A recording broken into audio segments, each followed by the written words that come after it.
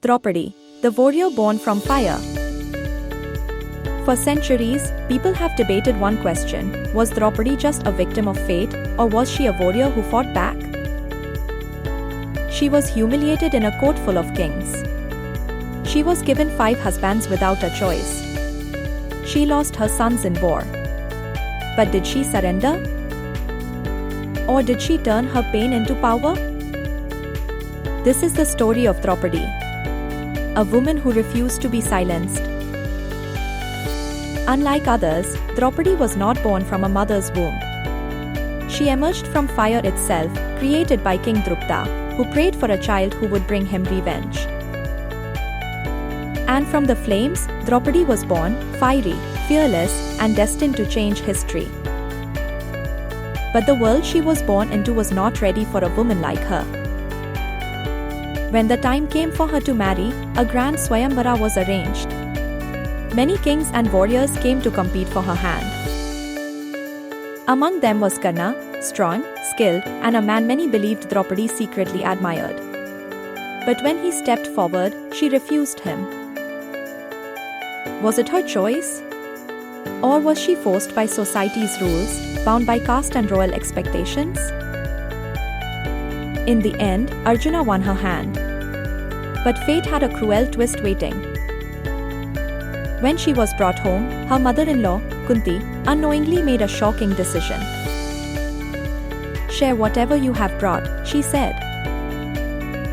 And just like that, Draupadi became the wife of not one, but 5 men.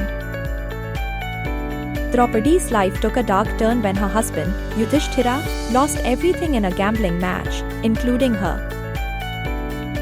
She was dragged into a royal court, surrounded by men who should have protected her. Instead, they watched. And then, the unthinkable happened. Dushasana tried to strip her dignity away, pulling at her sari. But Draupadi did not plead for mercy. Instead, she asked a question that silenced the entire court. "Tell me, great elders, was I lost before my husband gambled me, or after?"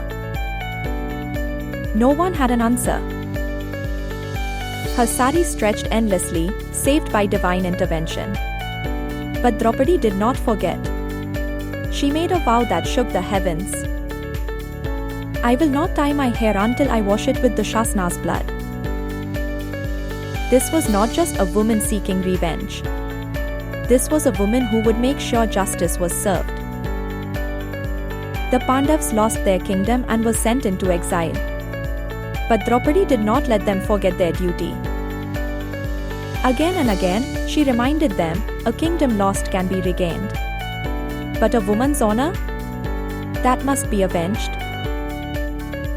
She was not a wife waiting for rescue. She was the fire that kept their rage alive. Then, the war of Kurukshetra began. A battle that would change the course of history. When Bhima killed Dushasana, Draupadi stood by, watching as her vow was fulfilled. Her enemy was dead. Her honor restored. But at what cost? Her 5 sons were killed in the war. Even in victory, she paid the ultimate price. Years later, the Pandavas left their kingdom and walked toward the Himalayas, seeking the gates of heaven. One by one, they fell. And then, Draupadi too, collapsed. Some say she fell because she was weak. But how could a woman who carried so much pain, so much fire, be weak? Maybe she did not fall. Maybe she had simply given too much of herself to a world that never deserved her. Was Draupadi a victim? Yes. Was she a warrior? Yes. But most of all, she was a woman who refused to be forgotten. She did not raise a sword, but she won battles with her words, her courage, and her unwavering spirit. Her story is not just from the past, it is a lesson for every generation. The question is, if you were in her place, what would you do? What do you think? Was Draupadi powerless, or was she the force that shaped history? Tell us in the comments. And if you love stories that make you think, don't forget to like, share, and subscribe.